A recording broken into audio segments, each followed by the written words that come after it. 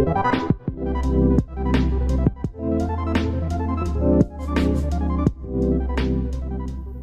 everyone. Welcome to another episode of Brown Girl Green. My name is Christy Drutman, and I interview environmental leaders and advocates about diversity and inclusion, as well as creative solutions to the climate crisis. I'm working to change the image of what it means to be an environmentalist in the 21st century. I am super excited for today's guest. We are going to be talking all things fracking. And for people who don't know what fracking is, we will be going into it in today's episode. And we will be talking about how it harms communities on the ground and how communities like the one that our guest comes from today are fighting back against fracking in their communities. And so I'll let our guest introduce herself and talk about the work that you are up to in your community to fight for environmental justice. Hello, Christy. Thanks for having me. My name is Ranjana Bhandari, and I live in Arlington, which is a city in the middle of the Dallas-Fort Worth Metroplex, on top of the Barnett Shale. And the Barnett Shale is rich in natural gas reserves, and we happen to live on top of them. And as a result of that, urban drilling arrived here about 12 years ago when drillers discovered that they could, drill under built-up areas. So we live with a lot of natural gas drilling around us and all the harmful effects that comes with. And as a result of that, I started an organization, a grassroots group called Livable Arlington, to organize resistance to the drilling. And I'm happy to talk about some of what we do. Yeah, I wanted to know, just were you involved in any issues like this before it impacted your community? How did you even learn that this was happening? So when drilling first arrived here, most of us who owned our homes owned the mineral rights underground. So when large companies flocked here to drill, they had to enlist all of us in drilling by getting us to sign a drilling lease for them to drill under our homes to get the gas out. So that was our first point of contact. Chesapeake Energy, which was a very large driller at the time, and they recently declared bankruptcy. They were the company that did a lot of drilling in Arlington. And so they came to our neighborhood to sign us up. They offered us money to sign a lease to drill under our house. And so that was my first point of contact with fracking. Wow. And for people who don't know what fracking is, could you explain it in your own words? So fracking is a fairly complicated and polluting process, and it's a combination of the conventional drilling that people are familiar with, where they drill down pretty deeply, like about a mile or between 1 and 2 miles. And once they get to the level at which natural gas or oil is present in the shale formation, they do a 90-degree turn and they start drilling horizontally. And these horizontals can go for up to a mile. Once they've done that, they send down some explosives to make holes in the horizontal.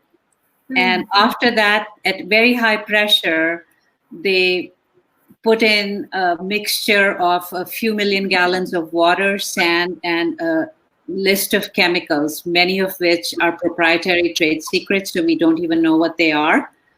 And so as that mixture goes down, it goes out through the perforated holes and breaks up the shale so the gas can come out. So it's basically a very brutal process. They send chemicals down at high pressure to break up the rock. And then the gas travels up, in a nutshell. And it's directly placed in your community right now, like the fracking rigs, or where fracking is being done. So the way it played out, We have about 55 drill sites in our 99 square miles. And at each of these drill sites, there are multiple wells where the process that I just described is carried out over and over again. And eventually production declines and they come back and repeat it. So we have close to 400 gas wells in 50 plus drill sites. And so first they do the drilling, then they frack, which is the process I described. Then all this material that they push down comes back up. That's called flowback, and it's pretty toxic. Once the flowback is done, then the gas starts coming up. Oh, geez. And at every stage of the process, there are pretty serious risks. So this is not something people should do 300 feet from a school, but that's what's happening here. Yeah, I'm about to show everyone a picture of what this looks like in this presentation. Hopefully the screen share works. I will click the application window. And yeah, I'm gonna click this. So I think it's loading. Yes. So as people can see here, that is literally located right by a children's playground. Yes. So this is a playground for a preschool at a church. And a lot of our drill sites were churches because churches signed up to do this. And this is drilling and fracking that happened 2 years ago that we opposed. We actually managed to get it denied, but because of complexities of state law, they were able to come back and still win permission. And so this went on for many months right next to this playground. Wow. Wild. And then, I'll show the other picture that you have also. Let me share my screen. Yeah, while you're pulling that up, let me tell people what the significance of that one is. That's a neighborhood where some of the homes happen to be as close as 150 feet from the drill site. The drill site's on another church property across the street from this home. And they had a very serious accident in 2015. Wow. And 180 people, I remember, within a 1/8 mile radius had to be evacuated within minutes. And it took them 3 days to bring the blowout. There was a well blowout, and it took them 3 days to bring that well under control. Wow. And how did the community respond to this? What was the reaction? I think I'm fairly certain that the neighbors didn't like it. In fact, a lot of them were pretty upset. Some of them moved, but they don't really have that many options because a lot of the homes nearby, near these drill sites, people signed up for drilling. And they signed up often because they were not told the truth about how this process plays out. They were guaranteed that it would be safe, that it would be non-polluting, and that it would pay them a lot of money. And none of that was true. But by the time people realized the truth, fracking had gained a toehold here. Plus, there are complexities of state law. In the last 5 years, the state has passed a bill which basically says that a city does not have the power to regulate drilling, even if it harms its citizens or is causing health issues. Wow. And so options are pretty limited now in terms of what we can do. What are the demographics of the community that live in your area? So, that's a good question. There's 380,000 of us in 99 square miles. We are a pretty diverse community, but I don't have the numbers at my fingertips. Our last campaign, which is probably how you noticed what we were doing last month was in a neighborhood that was um, that had a very large Black and Latino community. I think I remember it was 50% Black neighbors and 50% Latino neighbors in that particular area. But it varies across town. But overall, we are a fairly diverse town, and I'll try to Google what the racial makeup of Arlington is if you want me to. Yeah, I'd be interested. Yeah, because I think it's important to set the context of, like, you know, you're saying that the community felt like they were just misinformed, didn't have many other options.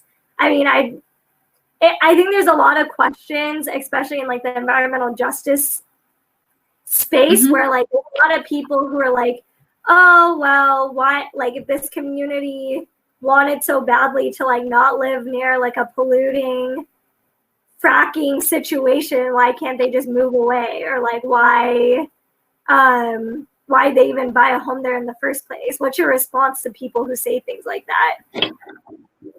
You know, that's a pretty absurd statement, but let me try to respond. So this is our home. We live here. We were here before the drilling came. And in terms of people signing up for drilling, they came armed with a pretty slick propaganda campaign, and none of it included the difficult parts about how it would affect our lives, that it would cause pollution, cause noise, increase disease, that it wouldn't pay, it would cause earthquakes. So by the time all that realization came after years of lived experience, of course, often people do move when they can, but that's a difficult proposition. And then the other thought I want to add is that there were people who did not sign on to the drilling, like my family didn't. We refused to sign a lease. And again, this is Texas law. We were forced, our minerals, against our consent and without payment, were given by the state to Chesapeake Energy. Wow. And this happened over and over again. And one of the effects of that, besides the complete lack of respect for somebody's property, is that people realized that resistance was futile. So people signed on even when they didn't want to, because they knew that the option would be, the alternative would be, they don't get paid, but they still have to live with the harms of drilling and all the negatives that came with it. Wow. Yes. Yeah, it's like you don't have a choice if like that right is deprived from you by the state. How is it the responsibility of the community, the people who live there? Like, why is it their problem to have to deal with that? Like, it's ridiculous. Yes. So stupid. Yes, I agree with you. I mean, not only did people not have they had the choice to sign on. Nobody had the choice to say no. And nobody has, so it's not real choice. And the burden was entirely on us. There was no environmental impact study done to prove that this would be safe. So so it was backwards. The industry didn't have to prove to anybody that this was safe. If we fight it, we have to prove without any doubt that this is unsafe or damaging to health or damaging to our children. We are often told that unless you can prove that, you're going to be disregarded. So yeah, it's not supposed to prove that if the chemicals are kept under these like secretive clauses. That sounds impossible. It's like you're trying to like prove Santa Claus is real. Like, it's just like, what? It's not so bad in terms of proof. When all this started a dozen years ago, there were hardly any studies. But since then, there's a lot of public health research. There are thousands of studies that clearly link harms, air pollution, emissions, health issues to drilling. So it's really not like looking for Santa Claus. The proof is there. May have come too late, but the point is now that we have proof, we can change many things. And that is, that is a step that local governments here are reluctant to take for various reasons. And none of those are good reasons, I think. Totally. Well, yeah, I mean, it's very clear that, like, in my point of view, like, it's very clear that, like, why are we trying to push for these things, or these, like, I don't know, these, like, ways to quote unquote drive economic growth, but at the sake of putting people's health and safety at risk. And actually, like, it seems like the economic gains aren't even really as great as these companies try to push for them. So it's just a really big marketing tactic that, allows more people to be like, no, this is like, the cornerstone of holding our community together. So who are you to say that we shouldn't be drilling here? Have you faced a lot of people who have challenged you on things like that, about like, oh, they're giving jobs and like money back to the community, so like why protest against it? There's definitely that, especially in the early years. Now that we've lived with this for a long time, people understand much better what the harms are. Our city has benefited financially. They made $150 million in royalties from gas drilling on city land. And so, yes, they point to that. People did receive sign-on bonuses. But, there are costs as well. There's property damage, there's earthquakes, there's foundational damage.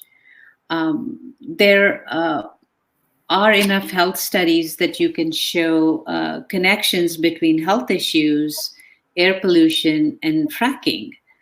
And one of the health issues that's pretty serious here is childhood asthma. 20% of our children almost have asthma. And that's an expensive disease. It costs about $3,200 a year to manage. So when you look at 20% of our children and each family having to spend on an average $3,200 a year to manage the asthma, so not counting the other costs, because there are other costs as well. You miss school, so parents miss work. There's other costs as well. But if you just look at the medical costs, you can do the math and talk about jobs versus, that whole argument that this is bringing jobs. It's bringing jobs. Often they're not good jobs. They also have impacts on workers. They have pretty high disease rates. They have the highest fatality rates in the country. And the business is cyclical. It's prone to booms and busts like what we're experiencing now. Total, the company that's drilling here, just took a $8 billion write-off in their fracking assets this past week. So, there's economic good that people can point to, but that's only a very small part of the story. There's a lot of economic negatives as well, and we can show that. Totally. And yeah, I mean, just building off of that, like, I would love to know, you already brought up that, like, you all have done a lot of research and you're pulling together a lot of people to push for your campaigns, but I'm just wondering if you could list out some of the strategies and tactics you all have used to actually challenge these companies in your community. Because I think, it's one thing to be like, I know this is an issue, I care about my family, I care about my community, and another thing to actually take action and to really like scare some people. So I'm just wondering, like, what have been some of the tactics and strategies your group has used that you feel has really pushed the bill on some of these issue areas? So, I had a background as a teacher, and I so firmly believe in the power of information and knowledge to motivate good action. And so one of our biggest challenges a few years ago when we started, when fracking still had not completely lost its glamour here, was to educate the community about what it was, how it plays out, how it harms neighbors, how it pollutes the air. So we did a lot of education, which meant we had to get educated ourselves. Yeah. And we did a lot of presentations. You know, I would go to churches and small community groups and just, present this 30-minute talk, give this 30-minute talk. We Yeah. tabled at local events. We went to local festivals. We went to local environmental festivals. We tabled everywhere. We set up meetings with our city council members and our mayor. We documented some of the air pollution using various methods that I can talk about later. And I made a presentation out of that, and I, put it together as a easy to show slideshow, and we showed this to all our elected officials. And so a lot of what we did was education. We did public lectures. We brought in medical experts, scientific experts, and we offered this free public programs to the community. And so that was a lot of work, but that's what it took, to really sort of build critical mass of people who said, "Oh, this is terrible. We don't want to encourage it. We don't want it to expand anymore." Yeah. And this, and some of it was media coverage from some of our events, because of course they have a much bigger reach than our events. So all of this was happening. And then about 3 years ago, this company got the brilliant idea that they would drill an injection well, which disposes the flowback water, which is highly toxic. It's so toxic that you cannot recycle it and reuse it. So they bury it deep underground so that it can't harm things. They decided right after that election in 2016 to bury their water next to Lake Arlington, which is drinking water for 500,000 people here. And so we campaigned against that, and we won. And in that campaign, we really built a mass support, because, it wasn't really about fracking. It was about what we were all drinking and what our children were drinking. So as a strategy, even in a fossil fuel state, a conservative community which does support fossil fuels, we just talked about water and how it would harm the water our children were drinking. And so the momentum of that campaign built that base of support. And enough that we decided that we would make one of our issues, when new wells were permitted next to a preschool or a school, we would fight it. And we would fight it as mothers and grandmothers who did not want our children, any of our children, to have to go to school next to that.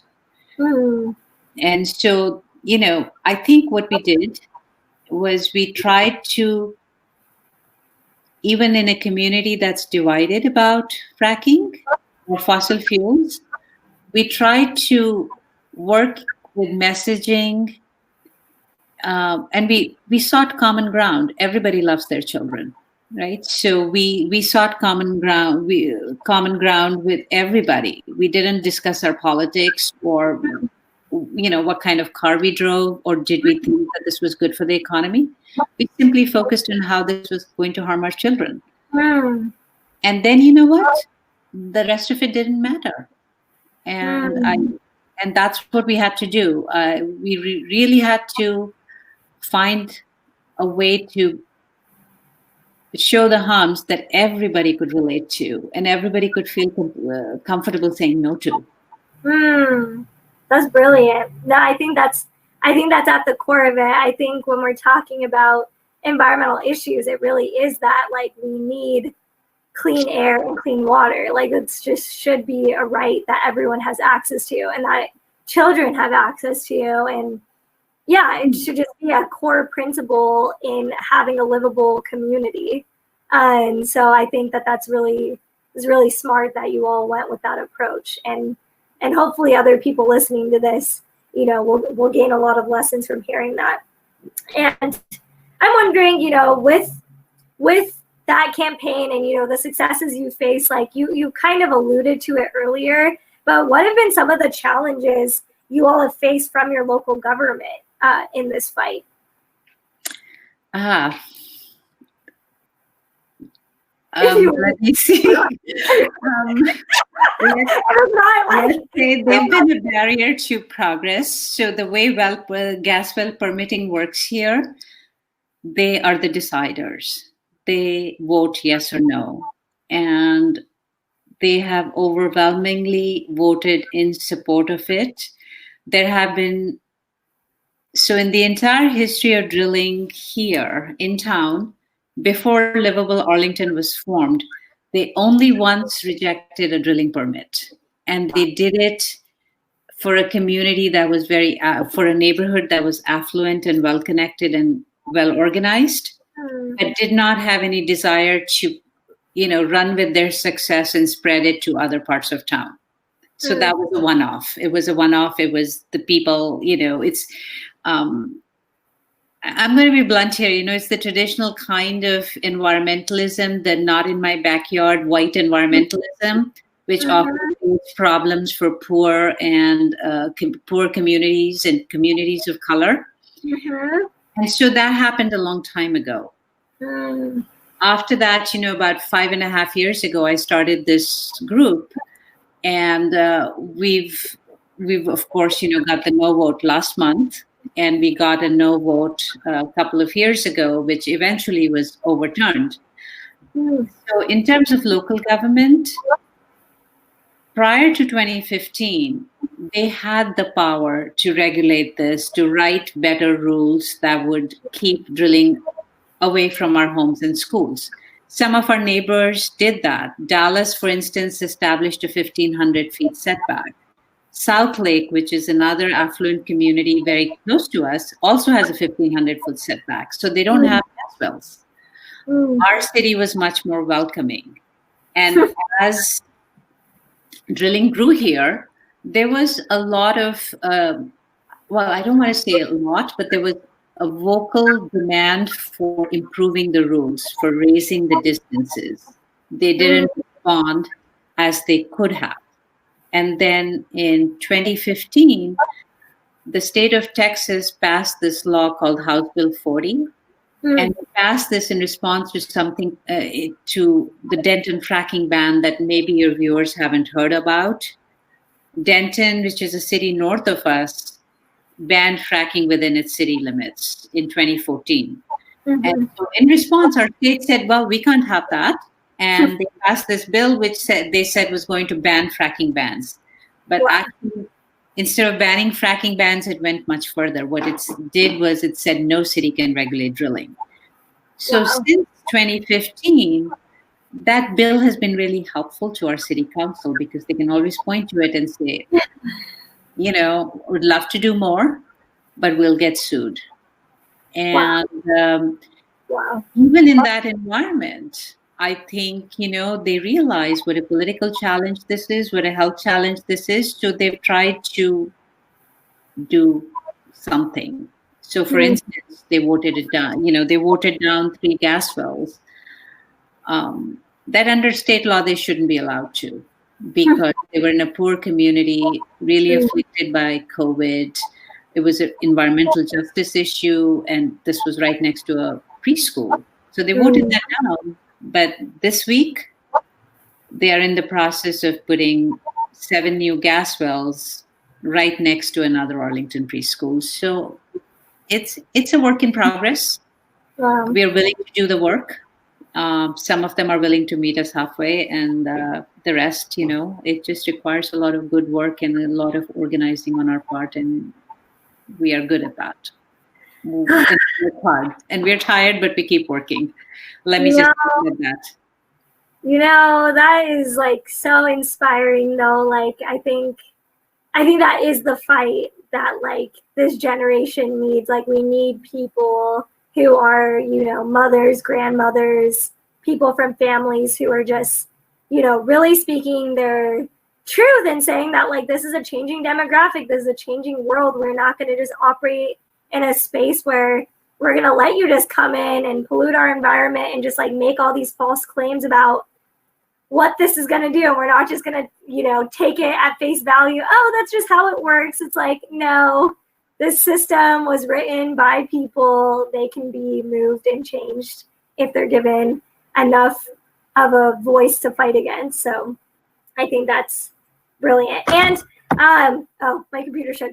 That's brilliant. I wanted to talk about how I even found your group in the first place. And you've also alluded to this earlier, but basically I read this article on E&E News that said that the headline was like how a Texas fracking town was able to like overturn, getting gas wells banned because of all like the George Floyd protests. And that was like a very like charged article headline. And I saw that, and I was very fascinated because I had done a lot of activism in California to try to get a statewide ban on fracking when I had first started college. I was doing that was actually how I got into a lot of this environmental work, was trying to ban fracking in the state of California. And so for me, fracking has always had like I don't want to say like a grip on my heart, because that sounds so like I love fracking, but it's more like it's always been an issue area that has really made me really fired up. And so when I learned about the work that you all did, it was really fascinating, because in the article, it said that your city council rejected a plan to expand natural gas well sites after residents said it would have a disproportionate impact on Black, and in this article they said Hispanic, but like Latinx residents. So I wanted to know a little bit more about your group's involvement in that push. And I wanted to also ask, do you believe talking about race and racial justice will be beneficial for the campaigns you're all pushing moving forward? Yeah, those are good questions. So about that campaign, that big success in stopping gas wells, Livable Arlington led the campaign. And what we did was we made a lot of contacts in the neighborhood. We met all the neighbors. We talked to the preschool next door, tabled there a few times, met the parents, talked to the school administration, the owner, Wanda Vincent, whose picture is in that story. Then we met with an organizer I knew who works on immigrant rights issues here in that part of town. And we participated in a meeting that the Social Justice Committee at St. Matthew's Church, which is a very large church in that part of town, we went to one of their weekly meetings. She let us come in and do a presentation. And so we were able to meet the leaders in that community who were working on other issues. They had never worked on an environmental issue. And you might have seen her, Maria Robles, in the webinar from last week. She was fabulous. And so through engaging with her and her group, we were able to meet neighbors. And then we tabled at that church through service after service after service and made hundreds of contacts. And then we went to door to the apartment complexes around the drill site, and we met a lot of other people. And the interesting thing, not one of them said they wanted drilling. Not one of them said they supported it. Nobody had a jobs argument. Nobody had a cheap energy argument. Every single one of them said, I don't want this, and I don't want this next to my children. And so by doing that hard work of actually, getting to know the concerns of the community, getting to know some of the residents, getting to know the impacted people, and just supporting the leadership that was already there with whatever we could provide, information. Plus, a lot of times people don't know that they have a voice. There is a public hearing, but nobody knows how to participate in it. They don't know when it's happening. They don't know what you can do. Plus, sometimes there's a language barrier. So we made all our materials in Spanish. And so we did all that. And so that's what helped us build, this very diverse coalition, but a very effective coalition. And I think this is a really good model because who better to speak against something than the harmed? I mean, that is the voice that needs to be front and center when a decision is being made. And so we were able to accomplish that in the nick of time before COVID hit. We did a lot of that groundwork. I think our last stabling event was March 15th or so. Yeah. And Wow. so, No, it's amazing. That's amazing. And I think you brought up a really great point of just building a diverse coalition, specifically with the voices of people who are on the front lines being directly impacted by drilling in their community, should be the ones that have the biggest say on if drilling should happen in their community. It seems like, this would be common sense, but according to politics, apparently it's not. So I think that that's really great that you all identified that would be a really important way to mobilize and bring the community together. And I'm just wondering, how did that just feel for you? Like, as an organizer, what did it feel for you emotionally to be so connected to such a diverse group of people in this community? Because that just sounds so powerful. Just what were some of your emotions or feelings about it? So I pretty much do keep my emotions under check when I do this, because there is a lot that happens around here that is extremely upsetting. Yeah. But no, this was wonderful. I got to meet people who are just wonderful leaders doing great work that I wasn't even aware of. So for instance, the preschool, the director, Wanda Vincent, she runs this absolutely wonderful preschool for these little children. And so one of the things I think for me was realizing that it's very important to know your community. It's very important to know people where you work. I don't live that far from there, but we had never done anything, we had never had to organize against gas wells or anything else in that part of town. So no, it was empowering. There was camaraderie. And we felt really good in the end, because I remember when we went in, we said, we'll try our best, but this is an uphill battle. We don't know what will happen. And I want to be very honest about that. And, they still felt so strongly when they heard how fracking affects air quality and health. They all wanted to oppose it. And it was wonderful to work with them. That's amazing. And it was really wonderful to work together. So, it worked out well, but whichever way it had worked out, the actual work itself and working with the community and working with the leaders there was just a really good experience for all of us.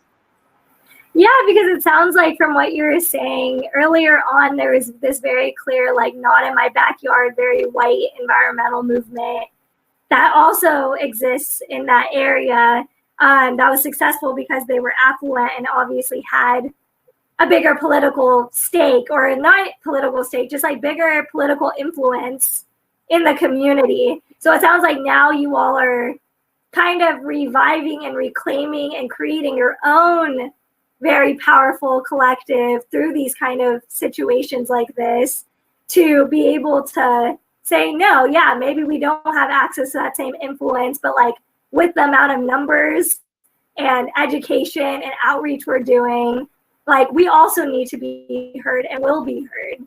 So I think that's really powerful that, there's people of color on the line in your area that are no, we're not just gonna put up with this just because we don't have the connections or the money to be able to fight against you. You all are not backing down because of that. So I think that's really special and important to hear. Yes, yes, and I think in the end, the important thing was parents, mainly mothers, but parents working together to protect their children. And I think, Livable Arlington and my work, that's what motivated us. I think you alluded to this a little while ago. My generation, we didn't have to contend with the kind of environmental crisis that's here and will worsen in your lifetime. And as parents, some of us feel very strongly about that because, we are actively robbing you of your future. And the immorality of that, I can't live with, and there are a lot of other people who can't live with. But we haven't done enough, and so this is our job as parents, is to try to slow this down, to try to stem the tide. And there are a lot of people who feel that way, and they may not have the luxury of worrying about what will happen 20 years down the road to their children, but they all deeply care about what's happening now. And so a lot of the air quality issues and the health issues are also all linked to fossil fuel consumption. Everything that causes the climate crisis also causes poor air quality. So it is the same fight, because sometimes you don't have the luxury of worrying about the future because the present is full of challenges. And so both things, come together when you're looking at the permitting of gas wells in a place like this. And so, yeah, I forget where we were. That was great. No, we went in a direction that I needed to go in that direction. I would like to show a really quick clip of the video that you shared with me about air pollution. I'm gonna click on it right now. So, I believe this is it. I think it might take a second. Could you explain what's happening here? So when natural gas is drilled at these wells, it's piped out of here. But before it can be put in a pipeline to be shipped out of Arlington, it has to be compressed, and it goes through a compressor station. Compressor stations are highly polluting part of the fracking infrastructure.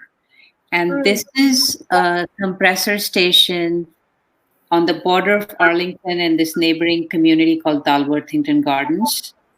And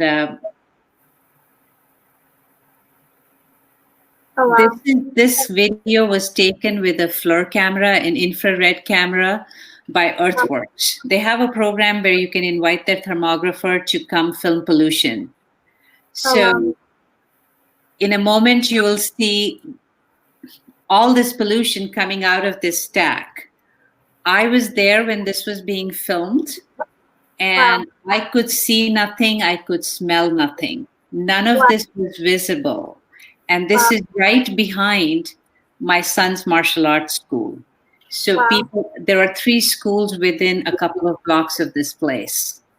And none of this pollution, and there was visible to my eyes. And the slideshow I sent you, there's a picture I took of my phone camera where you can see none of this.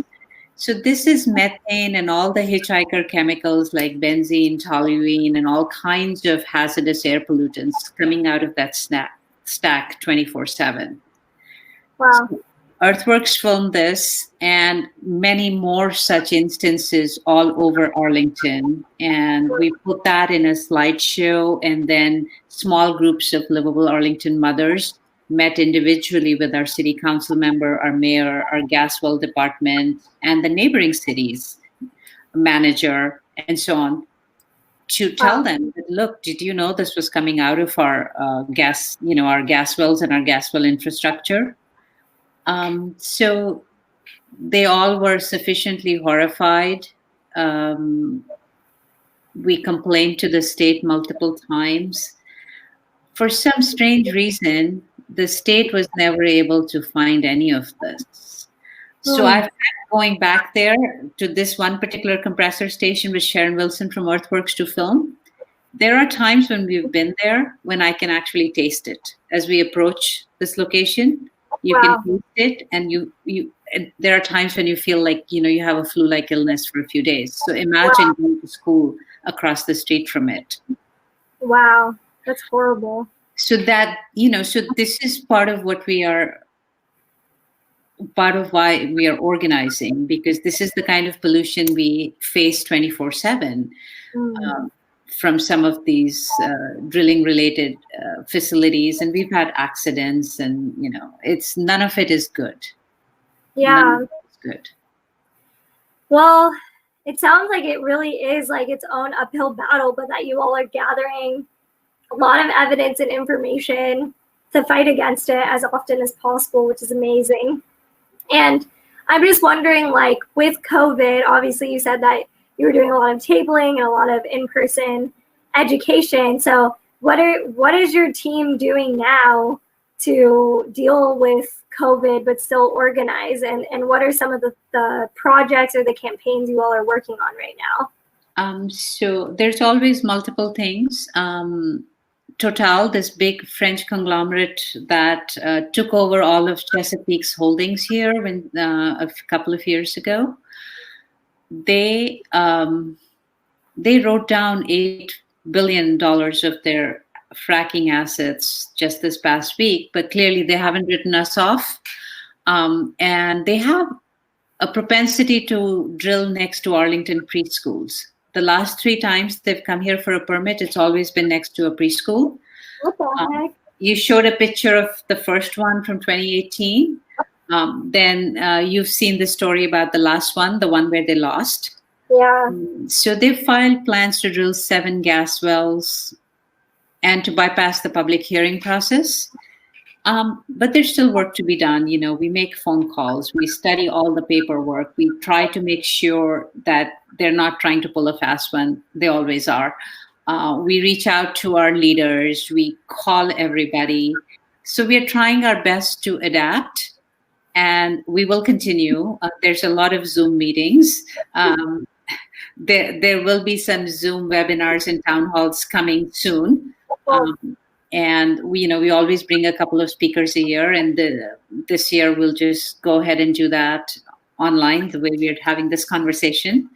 So we'll do our best, and in some sense it's an opportunity, because a lot of what is wrong with drilling and our relationship with fossil fuels, in normal times people don't pay attention, and some of it is hidden.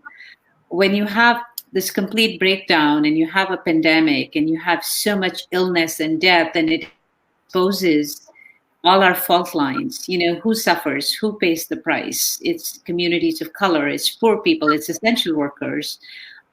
When we're finally talking about race and racial disparities in this country, so in that conversation there's definitely room to talk about this, to talk about environmental justice, and to talk to people who are finally willing to listen,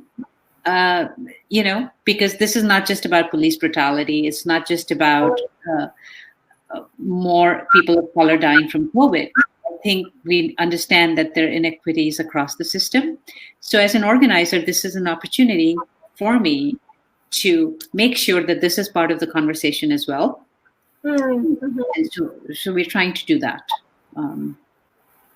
No, that's amazing. I think that's such a good point. I think people, don't recognize that this is an opportunity to draw a lot of parallels. And so that way, you can build relationships and educate people in real time about what the issue at hand actually is, and to just do a lot of storytelling about just what's going on. And you actually have the time, rather than having to canvas and go door to door everywhere. It's I can make this one piece of content or educational piece and spread it to tons of people. And so, I'm excited to continue seeing and hearing about how your group is pushing for this, even given the current circumstances. And, I'm, really inspired that you have such a positive outlook on it. It's awesome. Yeah, I'm wondering, with all these barriers of bureaucracy and all these things, I mean, you've already said it before that at the end of the day, you're a parent and this is your responsibility. But what really gives you hope or makes you excited about the work? Not just feeling like this is my duty, but just what makes you feel like it's not hopeless, or what makes you feel like I want to keep fighting? And how do you deal with, so that's my first part of it. But the second part I really want to know is, on a real note, how do you deal with those days where you do feel hopeless? How do you really take care of yourself is what I wanted to ask. I'll be honest, I haven't taken care of myself. This is overwhelming work. It is hard work, and it's not 9 to 5. It's not. The calendar is not determined by you. It's determined by drillers. If you fought fracking in California, you can relate, right? So for instance, we had just come out of this really long drawn campaign last month, and we needed a little bit of time. And no, we didn't get it, because Total was filing permits all over the place. So no, that is a challenge. I think those of us who do this kind of work, it's hard. And what keeps you hopeful? I think, there is a desire to prevail, to see the right thing done for our children, the right thing done for our communities. There's a desire to kind of strip this veil of just falsehoods that the industry and all its supporters have, sort of covered themselves with. I saw this op-ed this morning, and I didn't have time to read it, by somebody about Exxon New. And Energy in Depth was immediately attacking them because, the Rockefeller family funds, they're a stooge. I mean, that's an oil fortune. They're not a stooge. They're doing the right thing. So, what choice do you have? It's a very unequal battle, but you can't surrender. You have to fight. You have to do your best. So for me, I do my best. I don't get too invested in how it turns out. I always know that when sort of the gutsy, spunky women who make up Livable Arlington, when we go out and do something, we may not get what this community deserves, but we always leave the other side damaged. And damaged as in, they have the social license, they have this aura of we are good guys and we bring money. Each time we engage, they lose some of that. And so that's all we can do, and we do it. I love that. Prevail without expectation. It's great. It's powerful.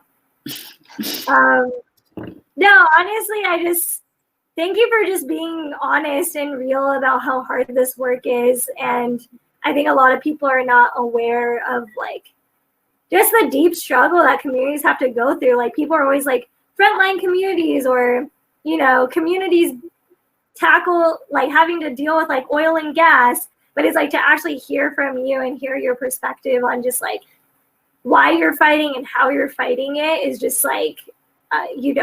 it brings a lot of hope, but also pain. And I think it's one of those things where at the end of the day, people that are outside of this, who don't have to stress out or have to deal with this battle, need to really pay attention and need to join in solidarity as often as possible with the fights that you all are doing. And as my last question on that note, I'd love if you could offer how folks can continue to learn about your battle, if there's any petitions to sign, any ways that they can stay in touch with you.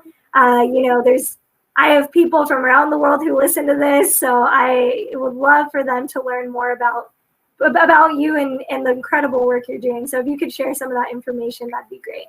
So we are on Facebook, Livable, spelled with an E. We just received funding from the Rockefeller Family Fund today. And we had received funding before to build a website. So now we're planning to hopefully have a little hiatus between gas well permit fights. And we want to build a website which can be a hub for campaigns and for good information, not just inside the community, but for people in other communities doing the same thing. So those are good ways to find us. For now on Facebook, we are on Twitter, but if they keep in touch that way, eventually they'll see our website in the next couple of months or so. Unless Total has link plans that I don't know about. Oh my God. And what is your one tip that you would want to give to someone listening to this who, maybe doesn't know about this issue, but like wants to take action? What is your first step or tip for them? The biggest one, don't ever miss any election. Vote. As a voter, always look at how they feel about environmental action and about environmental policy and about the climate crisis. So that I think that is very important, and especially local elections are extremely important. I know a lot of people vote in national elections or even state elections, but skip their citywide elections. And it's, to me, one of the big things I learned was how much impact your local government has. So aside from that, there are so many things you can do. You can support local campaigns. You can know your community. You can learn to pick up the phone and always talk to your politicians. Anytime something's not right, feel empowered to go tell your neighbors, and find common ground. I know there's so much division about these issues, but in the end, people care very deeply about air and water as it impacts their children. Most people do. Some may be in denial, but most people do. And so I think we just have to find that common ground and take that first uncomfortable step. It was really hard for me. It was really, really hard for me. This was not something I ever envisioned doing myself. The first step's always hard, but you find that it gets easier in some sense to be that activist, to be that advocate, to take that public scorn. When you're up there asking for things that are popular. Yeah, you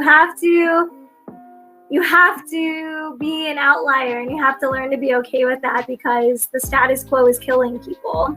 And I think that your work just exudes that. So, I just hope that everyone can really learn about Livable Arlington and connect with you after this episode. And yeah, I'm just really grateful for you coming on my show today. And thank you for educating me about your community and the fight that you're committed to for the long haul. Is really inspiring. Thank you so much, Christy, for having me. And it's a real pleasure and honor for me to meet young people like you, cleaning up the mess that my generation made. So thank you so much. Thanks for having me. Yes, well, thank you everyone who will be listening to this episode. It will be uploaded as a video and as an audio podcast. This is Christy Drutman, and this is another episode of Brown Girl Green, where I interview environmental leaders and advocates about diversity and inclusion, as well as creative solutions to the climate crisis. Catch you on the next episode. Thanks, everyone.